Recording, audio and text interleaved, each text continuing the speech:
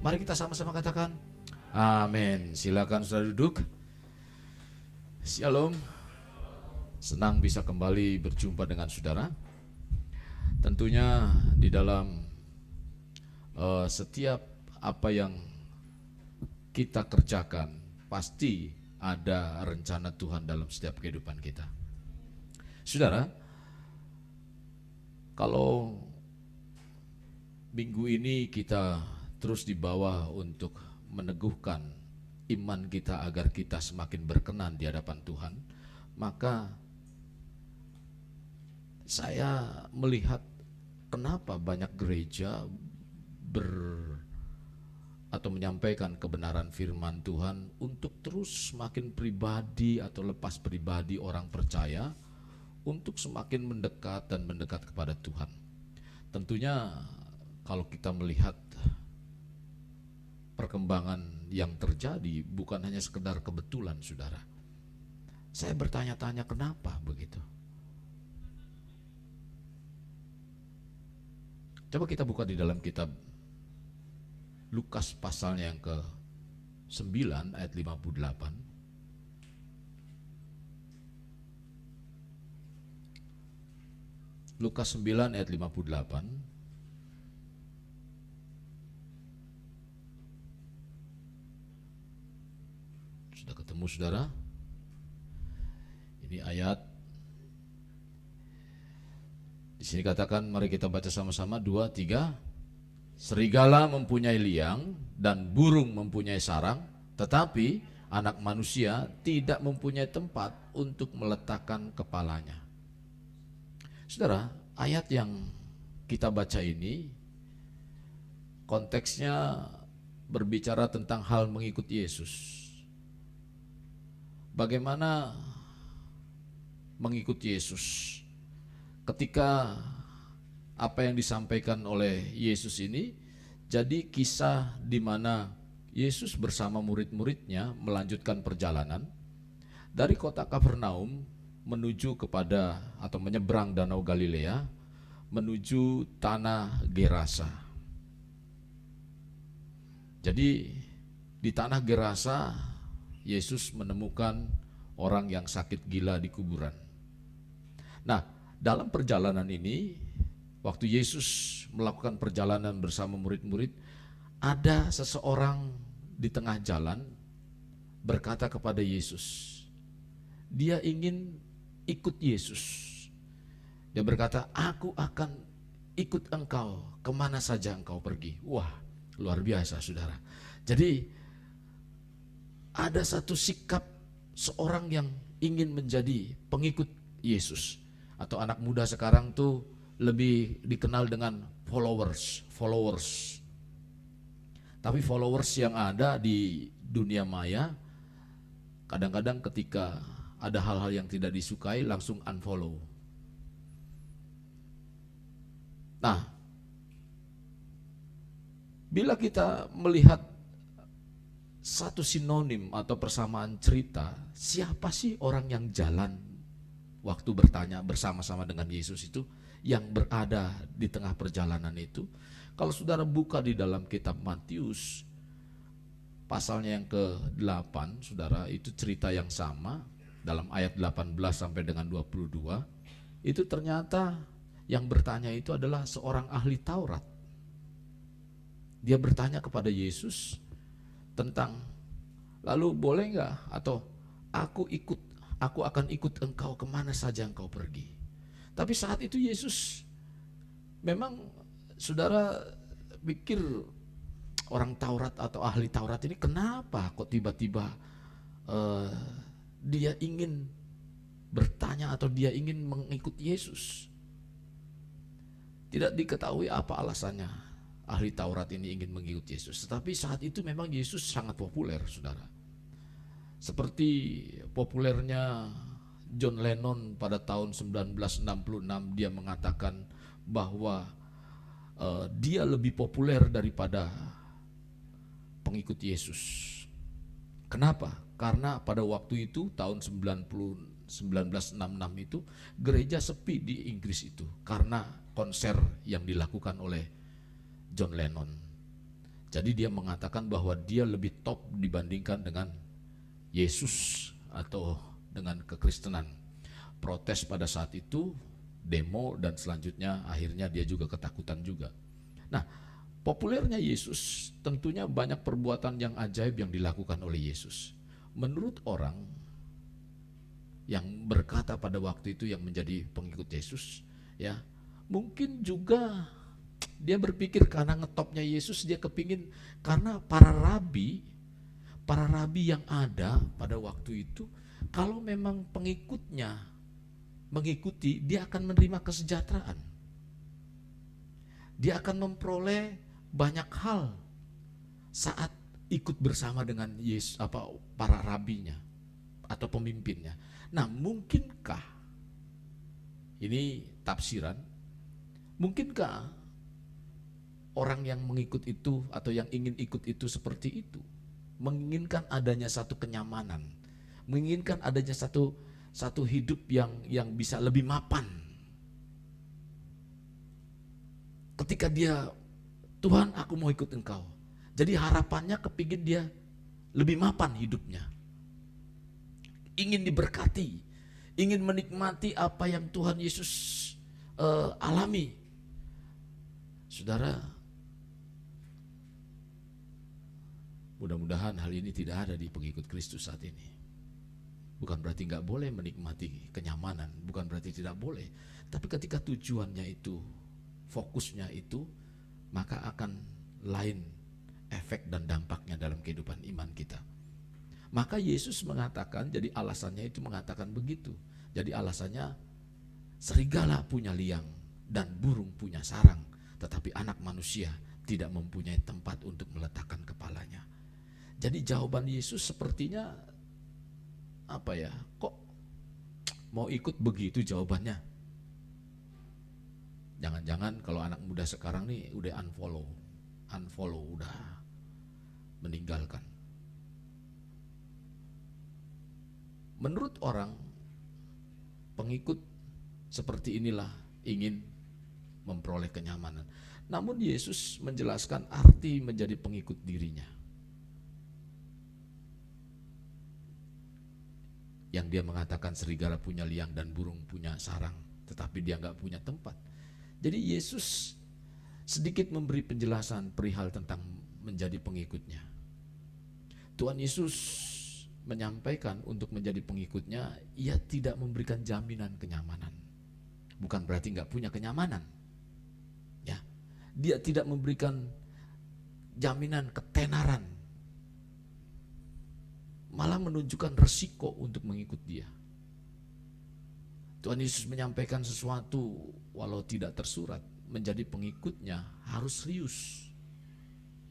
Hari ini saya mengajak kepada saudara, saya ingin berbicara serius ikut Yesus. Sebagaimana yang Yesus pesankan, kita ini harus serius. Tuhan Yesus menyampaikan sesuatu walau tidak tersurat, dia serius. Jadi Tuhan Yesus secara tidak langsung menyatakan, kalau engkau tidak serius, tidak menjadi masalah sama sekali bagi Yesus sebetulnya. Karena apa? Karena cuma dia yang ingin. Masalah enggak? Sebetulnya tidak masalah. Surga diberikan untuk siapa? Apa untuk Tuhan? Untuk siapa? Untuk kita. Tapi kenapa ketika Yesus tawarkan, Yesus berikan kepada kita, kita sendiri enggak serius tentang surga itu? Padahal bukan untuk Tuhan, tapi untuk kita. Jadi enggak masalah, itu yang saya maksudkan, enggak masalah. Malah Yesus tidak takut kehilangan pengikutnya.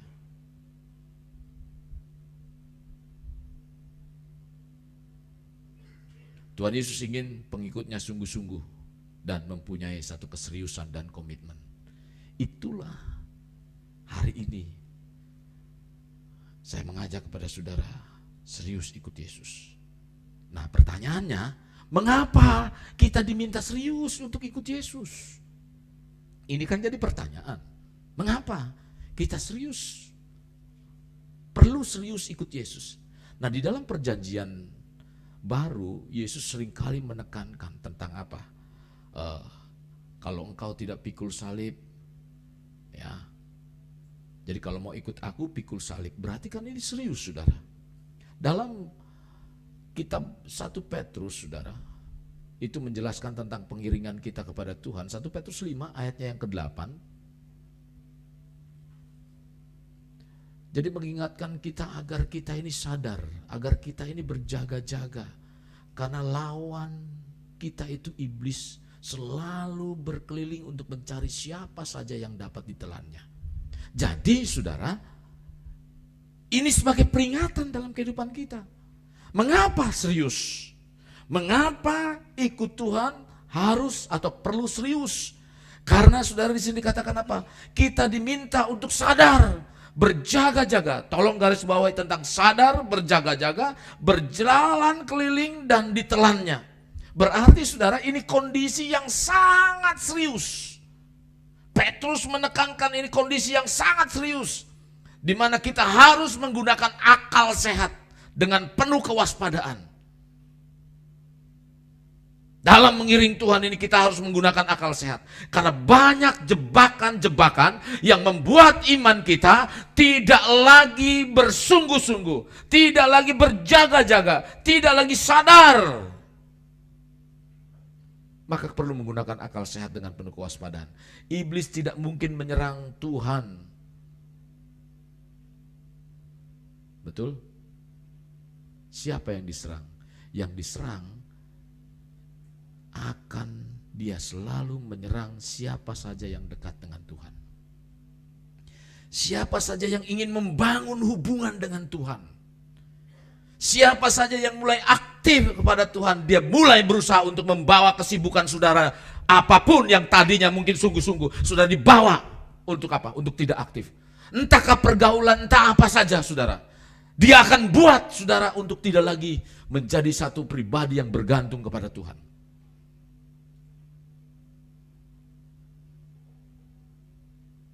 Iblis tidak mungkin sekali lagi menyerang Tuhan. Maka Petrus mengingatkan agar kita waspada serangan-serangan yang iblis tujukan kepada kita sebagai pengikutnya. Coba dah perhatikan hidup atau ritma hidup rohani saudara. Lagi enak-enak naik, turun. Dari mana gangguan itu datang? Dari berbagai macam.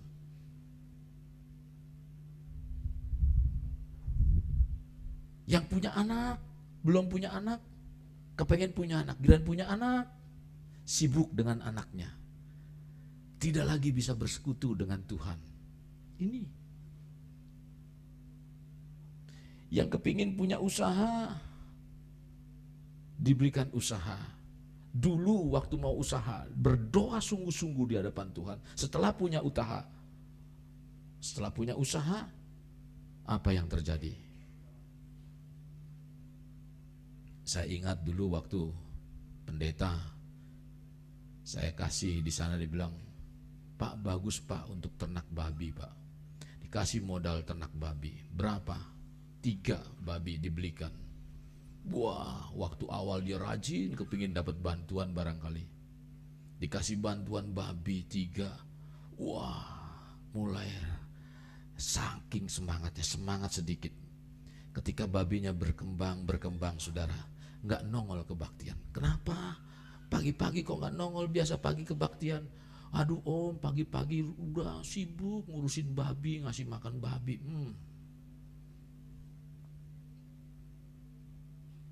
Akhirnya apa? Babi dijual, dia juga nggak datang, hilang sudah. Jadi mengiring Tuhan Yesus itu bukan karena kita agama Kristen, tapi kita harus serius saudara. Pertanyaan sekali lagi, mengapa?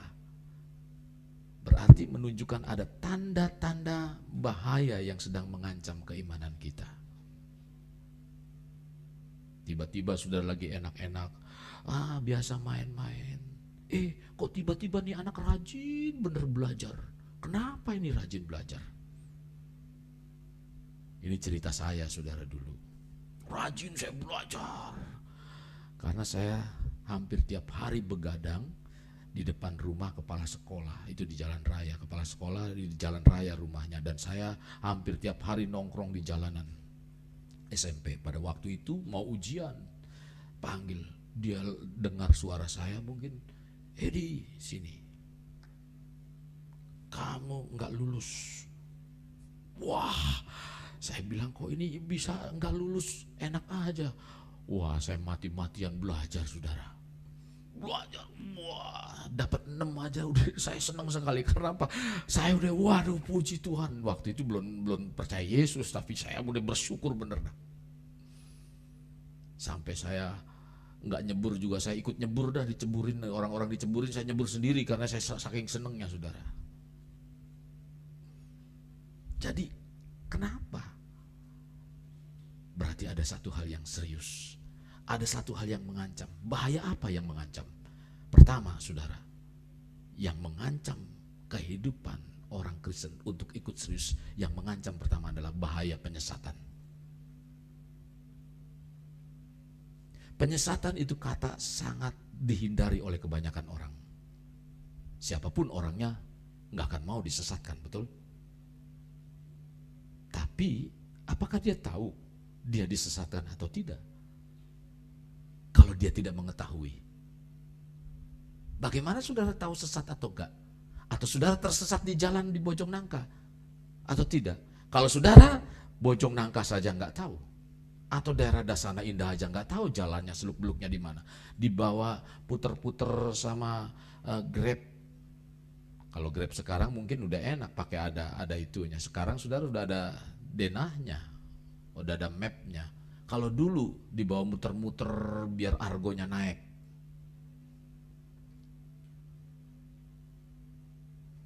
Justru walaupun tidak suka tentang apa? Tentang penyesatan, tetapi justru disukai juga oleh sebagian yang lainnya. Penyesatan itu sangat sederhana, saudara. Dapat kita katakan sebagai satu tindakan yang mengarahkan seseorang atau sekelompok ke arah yang salah. Itu penyesatan.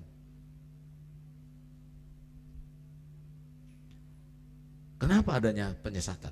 Kenapa adanya penyesatan? Tentunya bila ada yang salah, pasti ada yang benar. Kalau kita tahu ada yang salah, berarti ada yang benar. Pasti ada yang, kalau ada yang sesat, pasti ada yang tidak sesat.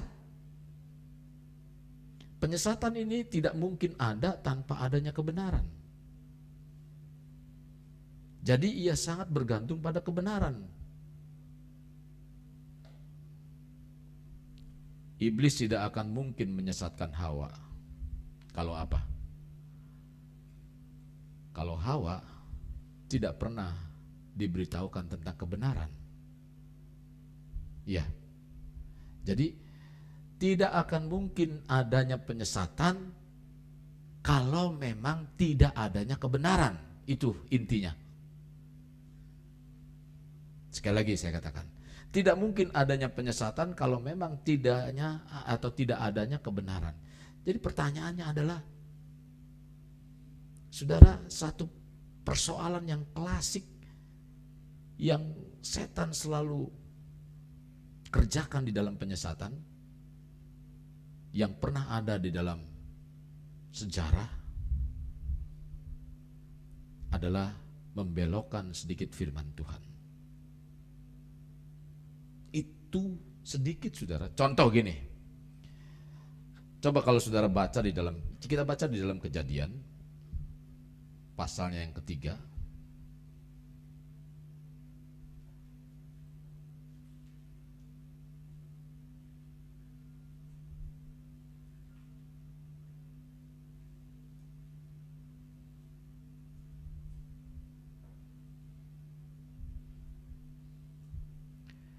ayatnya yang keempat,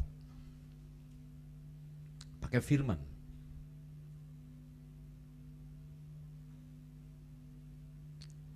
Atau kita mulai ayat 2 saja, saudara.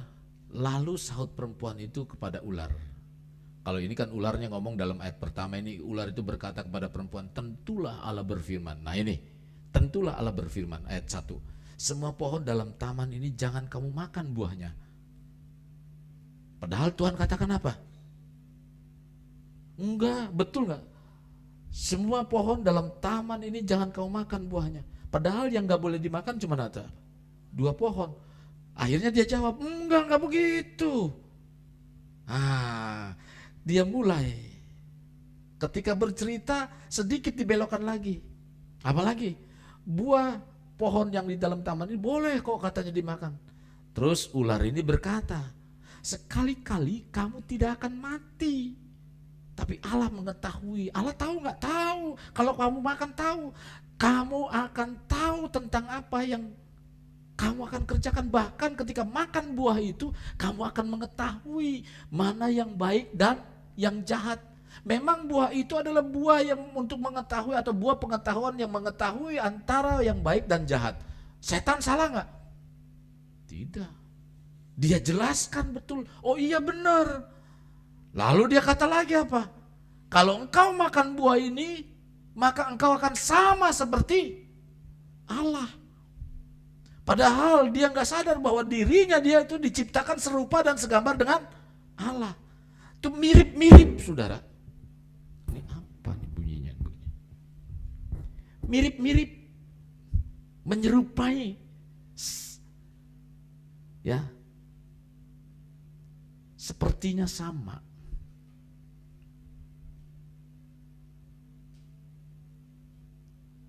Karena penyesatan atau pembodohan adalah salah satu strategi yang berhasil yang dilakukan oleh iblis waktu di Taman Eden. Kebenarannya sedikit dipelencengkan. Nanti saya akan ungkap ada beberapa pengajaran kebenaran yang dipelencengkan. Lewat apa? Banyak sekali. Kalau saudara buka YouTube, saudara buka apapun di media, di internet, di Google, banyak. Nah, kalau saudara sendiri nggak tahu tentang kebenaran itu, saudara konsumsi, nah ini yang terjadi. Dalam hal ini Yesus mengingatkan para pengikutnya dalam Matius 24 ayat 4 dan 5. Itu berbicara waspadalah. Apa?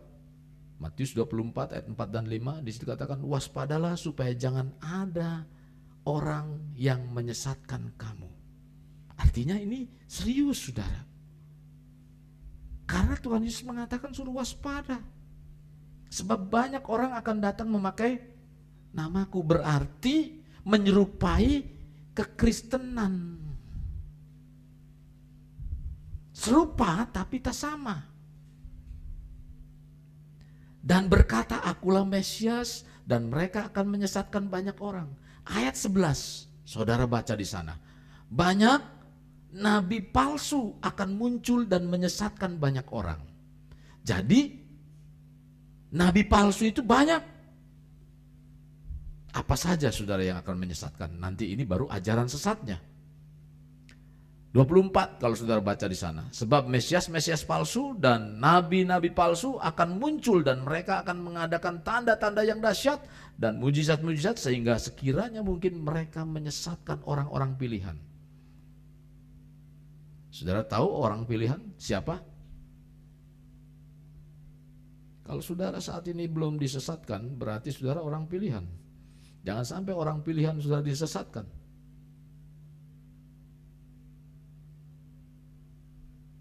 Penyesatan memang bukan sesuatu yang baru, saudara. Sejak zaman rasul-rasul juga sudah ada. Dan terus terjadi sampai sekarang ini. Kalau saudara baca di dalam 1 Timotius 4 ayat 1 dan 2. Di situ katakan 1 Timotius 4 ayat 1 dan 2. Sudah? Oke. Yuk, ini sedikit banyak baca ayat. Tetapi Roh dengan tegas mengatakan bahwa di waktu-waktu kemudian ada apa? Stop sampai sini. Berarti akan datang ada orang-orang yang akan murtad. Berarti yang akan disesatkan. Saya berdoa yang mendengarkan firman Tuhan hari ini tidak ada disesatkan. Karena akan murtad. Terus lalu mengikuti roh-roh apa? Penyesat dan ajaran setan-setan oleh tipu daya pendusta-pendusta yang hati nuraninya memakai cap mereka. Jadi dalam kekristenan, ajaran yang menyesatkan disebut bidat, saudara. Ajaran apa yang disesatkannya? Ajaran sesuatu yang tampak mirip dengan kekristenan. Mirip dengan kekristenan. Percaya Yesus. Ibadah. Terus apa lagi? Sama percis. Sepertinya Tuhan berfirman. Nah, firman Tuhan turun dan seterusnya. Sama. Hampir sama. Dapat dikatakan salinan agama Kristen yang salah, itu bidat. Ya. Salinan Kristen yang salah. Mereka menolak tentang Tritunggal atau 3 pribadi Allah. Jadi intinya menolak ajaran Tritunggal atau 3 pribadi Allah, yaitu Bapa, Anak, dan Roh Kudus. Tritunggal dalam Kristen bukannya yang dipahami oleh agama pagan, yaitu tridewa, namanya Osiris, Isis, dan Horus. Dan masih ada banyak dewa-dewa yang dipahami oleh agama pagan. Maka Kristen diserang, dikatakan Kristen itu sama dengan agama pagan. Jadi kekristenan atau Tritunggal, ajaran Tritunggal di dalam kekristenan bukan ajaran dewa yang ada di dalam agama pagan. Sebenarnya konsep Allah Tritunggal adalah sejak awal penciptaan. Dalam Kejadian 1 ayat 1 itu, kalau di dalam bahasa Ibraninya itu mengindikasikan Allah Tritunggal, karena di dalam Ibrani menggunakan kata Elohim. Elohim itu bukan tunggal tapi jamak. Kami, menggunakan kata kami atau kita. Kalau sendiri siapa? Saya. Ajaran sesat dalam kekristenan terus bermunculan. Pada waktu itu di dalam Galatia, saudara, kalau saudara baca dalam kitab Galatia itu bagaimana Rasul Paulus menyangka supaya hati-hati, ya, jangan sampai ada ajaran sesat. Itu ada di dalam Galatia itu. Pada waktu itu ada namanya sekte Ebionit. Ebionit itu ajarannya berkembang di dalam jemaat Galatia. Ajaran ini mencampur baurkan ajaran-ajaran Yesus dengan ajaran-ajaran Yahudi. Kitab Yahudi dicampur. Kalau jus dicampur enak, saudara. Tapi ini kelihatannya enak, saudara. Wow, karena apa? Karena orang-orang lama masih ada di sana, jadi orang-orang yang masih terikat dengan adat atau kebudayaan atau ajaran-ajaran yang lalu itu masuk ke dalamnya. Jadi kelompok Ebonit ini menolak ajaran bahwa Yesus bukan Tuhan. Yesus itu cuman manusia biasa, yaitu seorang guru atau nabi. Dan sampai sekarang ajaran ini, sekalipun bukan ajaran Ebionit itu, masih terjadi. Yang mengatakan bahwa Yesus itu bukan nabi, bahwa Yesus itu bukan Tuhan, Yesus itu nabi, Yesus itu guru. Betul nggak? Betul, ada ayatnya. Firman Tuhan mengatakan, dan dia katakan bahwa Yesus nabi, Yesus guru, ada. Nah, tapi kalau saudara nggak baca firman Tuhan, ini buktinya Alkitab mengatakan begitu. Saudara akan tersesat.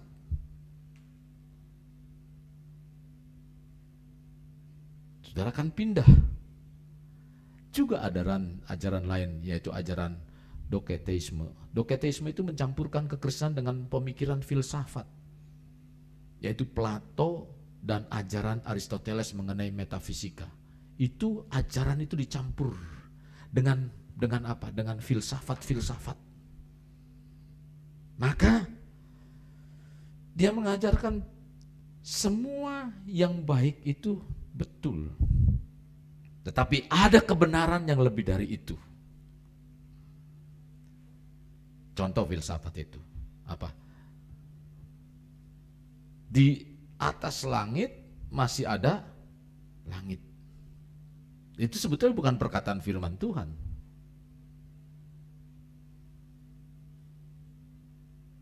Nah, ini dicampur adukkan, memotivasi. Baik nggak ajaran motif? Baik. Ada lagi ajaran Gnostik. Gnostik itu agama dualistik yang dipengaruhi dan mempengaruhi filosofi Yunani dan Yudaisme dan kekristenan. Jadi itu ada mempengaruhi itu. Ajaran ini menolak kemanusiaan Yesus. Yesus itu bukan manusia. Ada yang mengatakan Yesus itu ya pokoknya dia cuman hanya pribadi yang diutus.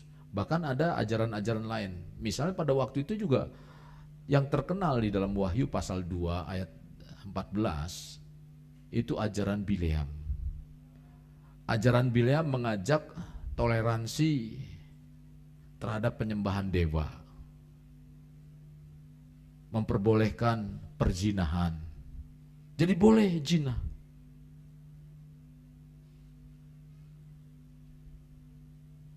Termasuk di gereja sekarang, kalau misalnya kawin cerai, kawin lagi, itu diperbolehkan.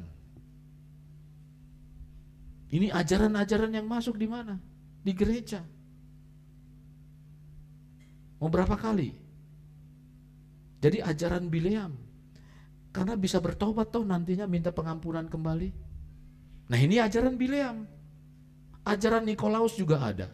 Dalam Wahyu pasalnya yang kedua ayat 15. Itu berbicara tentang ajaran Nikolaus, mengajarkan perdamaian atau penyatuan, kompromi antara ajaran kekristenan dengan ajaran-ajaran tradisi kafir. Pada waktu itu Nikolaus mengajarkan, Nikolaus ini siapa? Nikolaus kalau saudara baca di dalam Kisah Para Rasul, itu adalah salah satu diaken yang diutus, yang dipilih Nikolaus itu. Salah satu murid atau pengikut Yesus yang dipilih pada waktu itu.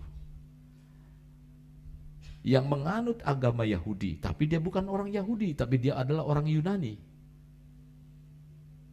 Nah, dia ikut lalu kehilangan kelompoknya karena waktu di diaspora dia kehilangan kelompoknya, dia bertahan di daerah di mana dia ada pada waktu itu.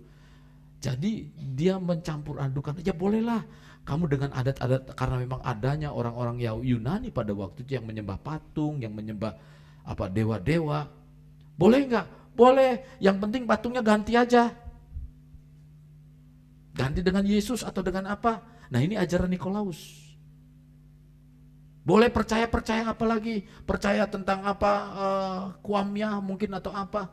Kristen banyak kan yang begitu yang percaya? Banyak.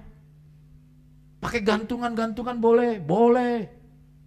Yang penting jangan imannya pada Yesus. Ini ajaran Nikolaus. Pergi ke apa? Boleh nggak sih kita pergi ke kuburan? Boleh. Tapi kalau sudah ngajak ngomong, Pak, nih anak-anakmu datang nih Pak. Lihat tuh cucumu udah gede lu sekarang. Yang ngomong kalau saudara, kalau pasti dia bicara kabur saya yakin. Mana cucuku?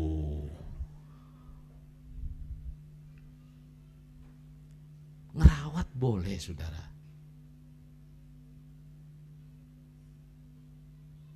Nah ini ajaran-ajaran seperti ini. Saya mah enggak om. Campur lu. Es teler enak. Nangka, alpukat, terus kelapa dikasih susu, waduh enak. Sampai teler-teler saudara.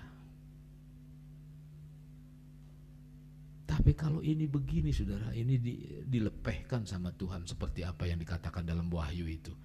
Jadi ajaran kekristenan yang benar ialah mengaku bahwa Bapa. Kalau ajaran-ajaran lain misalnya tentang saksi Yehova, itu udah jelas. Karena dia nggak percaya Yesus sebagai, dia percaya Yesus sebagai juru selamat, percaya. Nah ini Yesus juru selamat, Oh iya, dia percaya Yesus juru selamat. Tapi Yesus bukan Tuhan. Nah, kalau sudah mengatakan Yesus bukan Tuhan, berarti bukan kekristenan asli. Saya pernah tanya, mungkin kalau saudara pusingnya belajar agama palsu atau agama-agama yang menyesatkan itu, atau penyesat pusing. Nah, sekarang supaya nggak pusing, caranya adalah kasih tahu doangan. Kalau nggak pusing dengan duit palsu, gimana katanya? Diraba, diterawang, terus diapa lagi? Nah, ini kuncinya untuk tidak tersesat, pelajari yang benar. Ajaran Kristen yang benar ialah mengakui bahwa Allah Tritunggal. Ya, di dalam kekristenan itu bahwa Allah Tritunggal yaitu Allah yang esa. Allah yang esa. Kita bukan menyembah tiga Allah, bukan. Tapi kita menyembah kepada Allah yang esa dalam tiga pribadi. Kalau saudara pusing, jangan tanya di Google, tapi tanya kepada gereja. Tiga pribadi yaitu Bapa, Anak, dan Roh Kudus. Ajaran Kristen yang benar percaya bahwa Yesus 100% Allah dan 100% manusia. Mati di kayu salib dan hari ketiga bangkit dan naik ke surga. Itu ajaran yang benar. Jadi saudara, kenapa saudara ini harus menjadi serius? Karena bahaya penyesatan terjadi di mana-mana. Belum lagi kalau nyebutnya namanya saja salah, itu dianggapnya kita menyembah dewa dan lain sebagainya. Yang kedua, saudara, ini berbicara tentang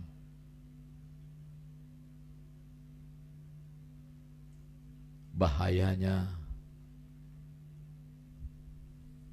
keinginan daging.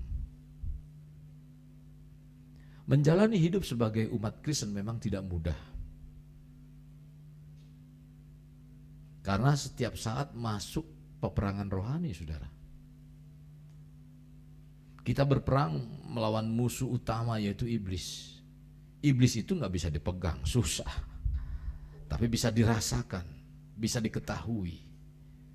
Dalam Efesus 6 ayat 12, di situ berkata apa? Karena perjuangan kita bukan melawan darah dan daging, tetapi melawan penguasa-penguasa atau pemerintah-pemerintah, penghulu-penghulu dunia yang gelap ini, yaitu melawan roh-roh jahat. Nah, peperangan yang sering disodorkan oleh musuh yaitu keinginan duniawi. Alkitab menyatakan bahwa persahabatan dengan dunia ini menjadi musuh Tuhan. Di mana ayatnya? Coba kita buka Yakobus 4 ayat 4.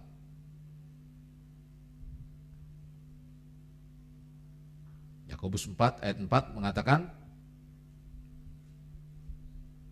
hai kamu orang-orang yang tidak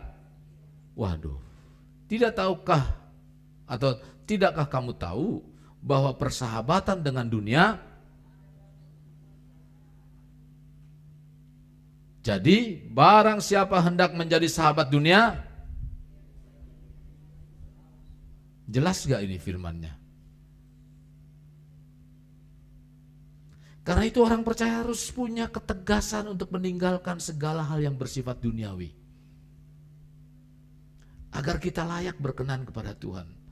Nah, dunia dengan segala keinginan dan kenikmatannya seringkali dimanfaatkan iblis, saudara. Untuk apa? Mempengaruhi, melemahkan, menghancurkan kehidupan manusia. Ini yang selalu setan lakukan. Nggak apa-apa. Pertama, saudara, gini, seperti seekor singa. Kalau tadi Petrus mengatakan apa? Seperti singa yang hendak apa?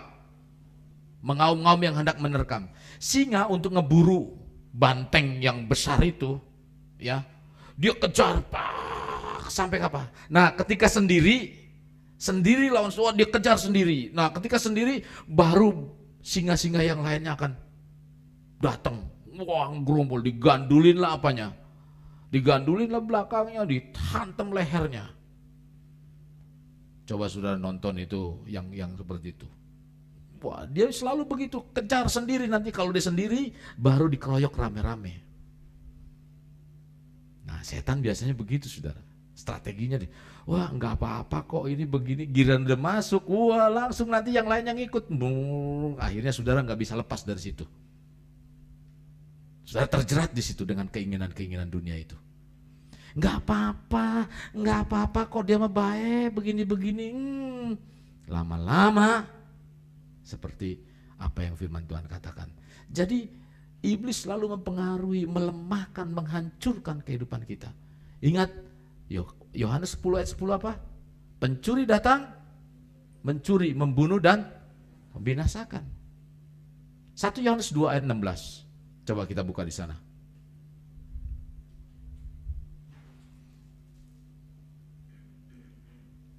Sebab semua yang ada di dalam dunia, yaitu keinginan mata, keangkuhan hidup, bukanlah berasal dari Bapa, melainkan dunia. Oke. Nah, karena memang ini ada ayatnya di situ, keinginan duniawi. Apa itu keinginan duniawi atau keinginan daging? Keinginan duniawi atau keinginan daging yaitu keinginan mata. Apa itu keinginan? Keinginan daging tadi sih gitu ya. Jadi keinginan daging, keinginan mata, dan keangkuhan hidup. Nah sekarang apa keinginan daging? Yang paling kuat disodorkan oleh iblis adalah keinginan daging. Tentunya keinginan daging berlawanan dengan keinginan roh. Kalau saudara baca di dalam kitab Galatia 5 ayat 17 sampai dengan 21, itu di situ keinginan daging. Coba baca dah biar enak baca di sana. Keinginan daging itu apa aja? Jadi kalau kita ada di antaranya di situ, berarti kita bukanlah berasal dari Bapak. Berarti bapaknya lain nih. Ya. Apa itu keinginan daging? Keinginan daging berlawanan dengan terus selanjutnya, akan tetapi jikalau kamu memberi dirimu dipimpin oleh Roh, maka kamu tidak hidup di bawah hukum Taurat. Terus selanjutnya, perbuatan daging telah nyata, yaitu cabul, suka ngomong cabul, suka nonton cabul, terus apa lagi, mikirnya yang cabul-cabul, akhirnya berjambul otaknya, terus cemar, apa lagi? Hawa nafsunya, maksudnya bukan nafsu itu dari nafsu apa nih? Selalu pikirannya seks, selalu pikirannya apa lagi? Yang mengenakan tubuhnya. Nafsu, penyembahan berhala, sihir, perseteruan, perselisihan, iri hati, amarah, kepentingan diri sendiri, percideraan, roh pemecah. Nih suka ngegosip, ngancurin, pokoknya jangan percaya itu. Nah ini pemecah, kedengkian, kemabukan, pesta pora. Anak muda punya duit dikit, bukannya nabung, apa? Waduh, itu nanti, itu bahasnya itu nanti. Ini keinginan daging, punya duit dikit, pengen kemana begitu ya. Udahlah, banyak itu, nanti baca di rumah. Apa saja yang menjadi keinginan daging? Itu perbuatan daging. Rupa-rupa keinginan daging itu berasal dari tubuh kita. Berusaha menjebak, saudara. Dia menggoda. Waduh, enak nih, wah kelihatannya, wah nggak apa-apa. Berpotensi membuat manusia jatuh dalam dosa. Beberapa keinginan daging juga sepintas terlihatnya nikmat, saudara. Tidak terlihat sebagai dosa besar. Itu cuma hanya dosa kecil, nggak apa-apa, minta ampun, berdoa minta ampun, kembali lagi. Itu setan selalu bujukannya begitu, saudara.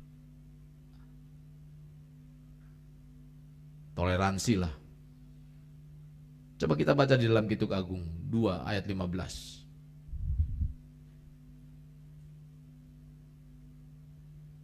Itu berbicara apa tentang rubah-rubah kecil. Jangan biarkan rubah-rubah itu ada, karena itu akan merusak kebun anggur. Tangkaplah bagi kami rubah-rubah itu, rubah-rubah yang kecil, yang merusak apa? Kebun-kebun anggur, kebun-kebun anggur yang kami sedang berbunga. Nah, ketika engkau sedang mengalami satu pertumbuhan di dalam iman percaya kamu dalam Tuhan, terus saudara ingin menghasilkan buah, dan dia sudah mulai berbunga dalam hidupmu, dia akan ada rubah-rubah itu yang mengganggu, yang merusak iman percayamu. Rubah-rubah apa? Mungkin rubah-rubah pergaulan lamamu, mungkin rubah-rubah apa lagi tentang keduniaanmu. Dulu mungkin kamu belum senang, belum bisa menikmati, dulu gak punya uang. Sekarang mumpung ada duit lah, kamu senang-senang lah. Apalagi lagi susah, ngajarin anak apa? Udah pokoknya lu cari duit, bukannya cari Tuhan tapi cari duit. Duit tidak dapat, Tuhan tidak dapat, gagal total. Hidup berantakan. Salah posisinya. Akhirnya apa? Anak gak karuan. Yang penting cari duit kemana aja. Nah ini hati-hati saudara. Kalau saya mengajarkan cari Tuhan,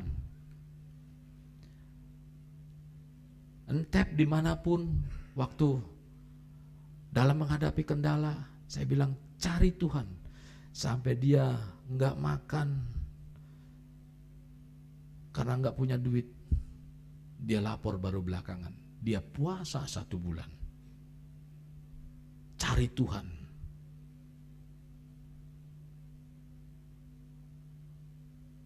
Jadi tanpa disadari dosa kecil itu menjadi pintu masuk bagi berbagai dosa selanjutnya. Berakibat fatal saudara.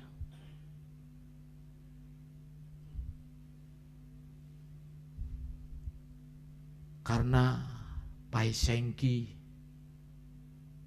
gak enak sama temen, ini juga mengakibatkan daging.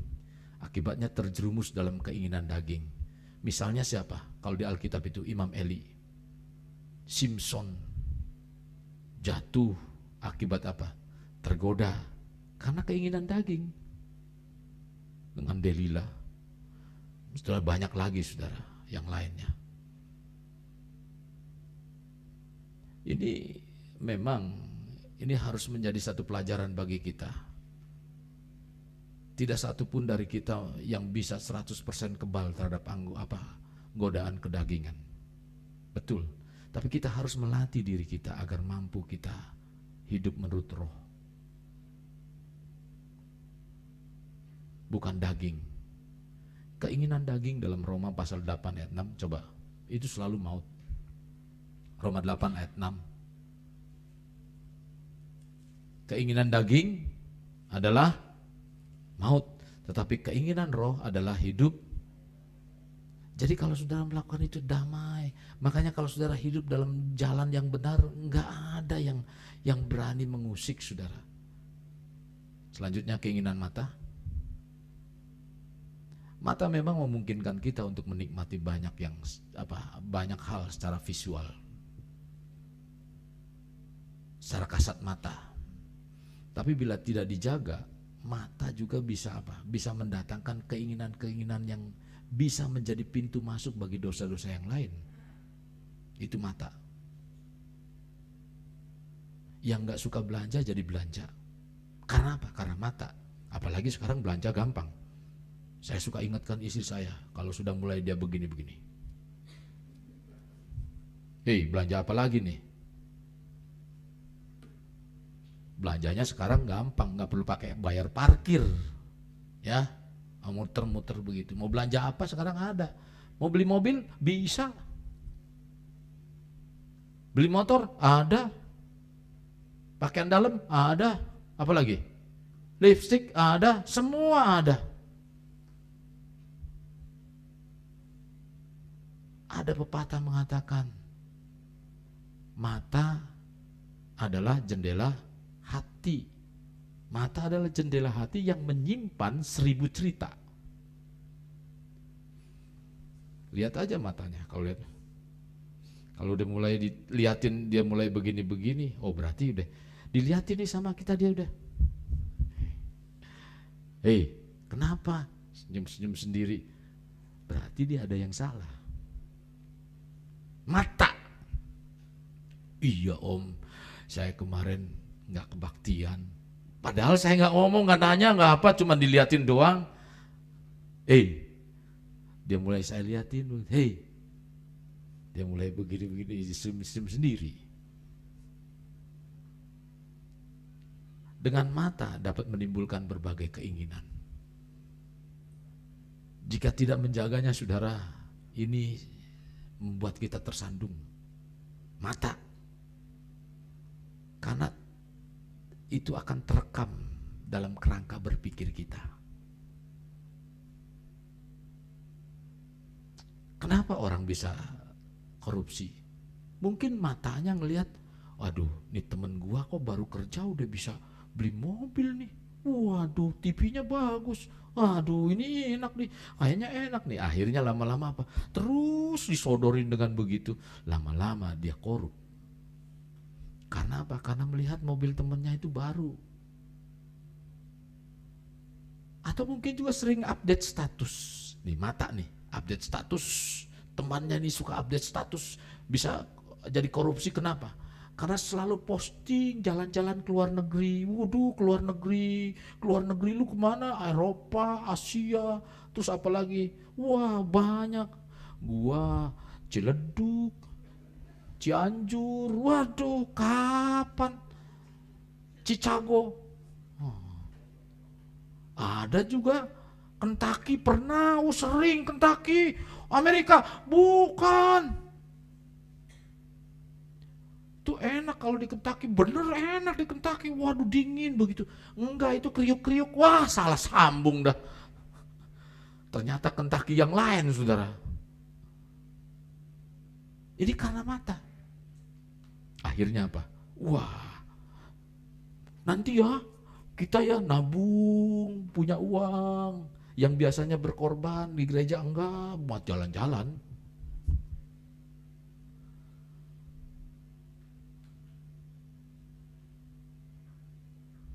Udahlah, saya mah nggak tertarik lah katanya. Ini karena mata juga, saudara. Karena nonton film porno itu karena mata juga. Semua itu berhubungan dengan mata sebagai awal kejatuhan dalam dosa. Alkitab juga memberi contoh keinginan mata. Sebut siapa dari keinginan mata? Daud. Wah, orang berperang, ayo perang. Santai dulu duduk. Kalau sudah duduk lupa berdiri. Terus apa? Sambil nyeruput kopi. Seruput kopi dulu. Di apa? Ada di balkon kerajaan. Dia lagi duduk. Ada Batseba lewat. Wih, cantik juga itu. Kemana dia perginya? Wah, matanya terus ngeliatin aja terus. Nah, itu yang di mall tuh soal dulu tuh kalau sudah lihat cewek cantik, liatin. Dari atas sampai ke bawah dia liatin itu.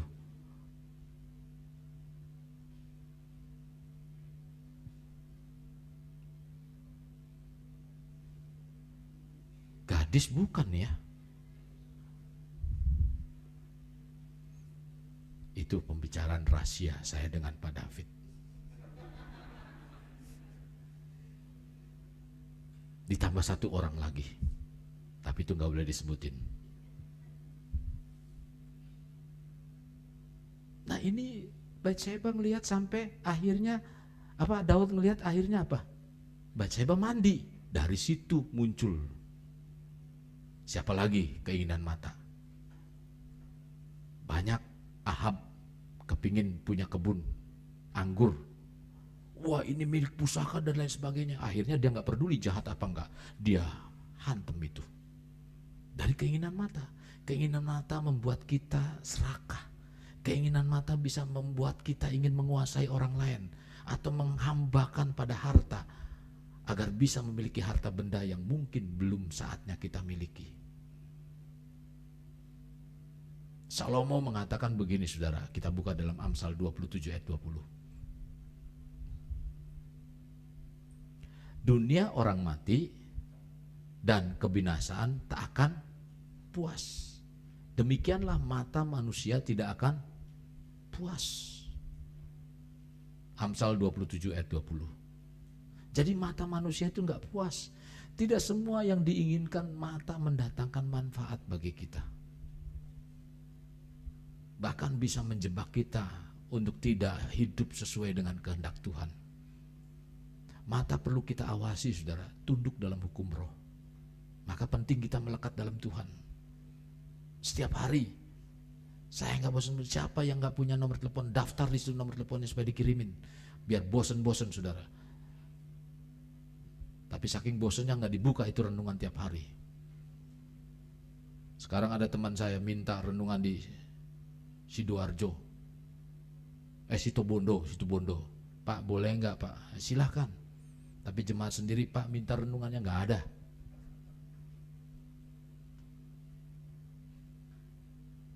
Ada kemarin ngetes, renungannya salah, nggak di apa, belum nyala itu karena diganti, sudah bilang terima kasih.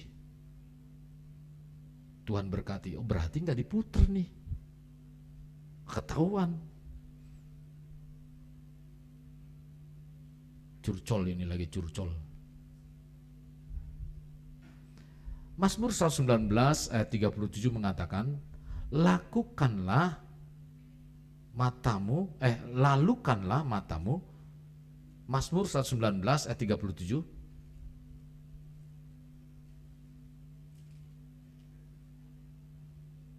Ayat 37, lalukanlah matamu daripada melihat hal yang hampa. Hidupkanlah aku dengan jalan-jalan yang kau tunjukkan. Nah, saudara, mari kita selalu menjaga mata kita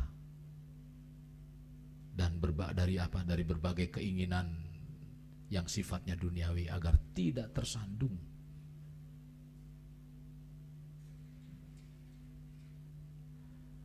Terakhir ini keinginan daging atau keangkuhan hidup. Kata angku, saudara, dalam bahasa Indonesia punya banyak padanan. Seperti sombong, itu angku. Pongah, itu angku. Takabur, dengan pengertian, saudara, sebetulnya artinya mengarahkan kepada menghargai diri sendiri berlebihan dan memandang orang lain itu lebih rendah. Nah, itu juga angkuh. Alkitab mencatat kisah mengenai keangkuhan, ketidaksukaan Tuhan terhadap orang yang angkuh. Kisah Raja Hizkia. Hizkia, kalau saudara baca di sana dalam 2 raja-raja, nggak usah dibuka di sana. Hizkia adalah seorang raja yang saleh pada awalnya. Dia punya hubungan dekat dengan Tuhan. Awalnya punya hubungan dekat dengan Tuhan. Dia ada masalah, dia cari Tuhan. Hizkia dikenal selalu berpegang pada perintah Tuhan, sehingga dikatakan bahwa tidak ada lagi yang sama seperti Hizkia di antara raja-raja. Jadi artinya raja-raja yang lain enggak mengandalkan Tuhan, tapi dia mengandalkan Tuhan. Tapi apa yang terjadi? Setelah penyertaan Tuhan terjadi dalam kehidupan Hizkia, Hizkia menjadi jatuh dalam keangkuhan. Dampaknya yang terjadi hampir seluruh Yehuda dan Yerusalem ditimpa murka Tuhan. Nah, ini kan bahaya. Kenapa? Karena ketika ingat beberapa minggu yang lalu, orang yang kaya bisa menjadi angkuh, karena menganggap dari kekayaannya lah dia berhasil merendahkan yang miskin, mengatakan yang miskin itu bodoh. Nah, ini bisa menjadi satu keangkuhan hidup. Keangkuhan sangatlah berlawanan dengan kerendahan hati, yang hari ini saya bahas tentang kemurahan atau murah hati. Yang menjadi ciri khas, sebetulnya murah hati itu harus menjadi ciri khas orang Kristen. Allah pun sangat menentang keangkuhan. Jangan sombong. Kasih karunia yang dianugerahkan kepada kita lebih besar daripada itu.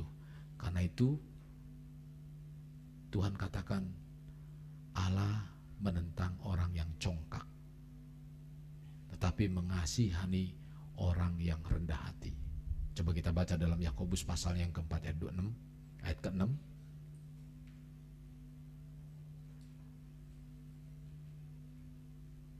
Yakobus 4 ayat 6. Musik untuk siap-siap maju ke muka.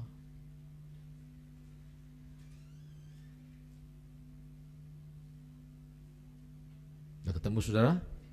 Tetapi kasih karunia yang dianugerahkan Tuhan kepada kita, jadi kasih karunia ini Tuhan berikan kepada kita, Tuhan anugerahkan kepada kita, lebih besar daripada itu. Karena itu ia katakan Allah menentang, tetapi keangkuhan membuat orang tidak bergantung pada Tuhan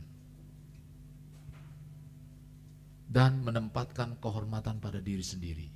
Ini angkuh. Sekalipun mungkin ceritanya, oh saya emang gak ada apa-apanya. Tapi ketika ujung-ujungnya mengangkat diri, itu sudah menunjukkan keangkuhan. Ketika kita mendapat kelimpahan berkat, kemakmuran, mungkin kita diberikan kreativitas, talenta. Mari kita bersyukur pada Tuhan. Dan pakailah itu untuk menjadi berkat bagi orang lain. Apapun yang kita terima, biarlah kita bisa menjadi alat Tuhan. Hindari sikap sombong dalam keadaan apapun dan dalam alasan apapun. Mari kita semua belajar untuk serius dengan Tuhan.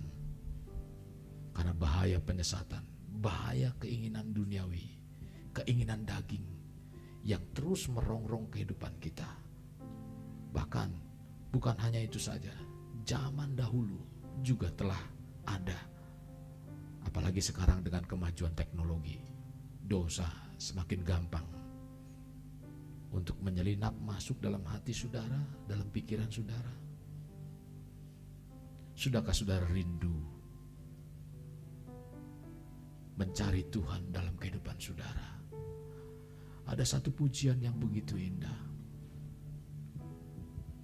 sebagaimana yang firman Tuhan katakan, seperti rusa yang merindukan air, rusa yang rindu air. Dia akan mengejar terus di mana air itu berada. Dia tidak peduli dengan ada yang mengintai bahaya. Yang penting dia mendapatkan itu. Tidakkah saudara rindu akan Tuhan saudara? Karena di sekitar saudara ada yang bahaya mengintai kehidupan saudara.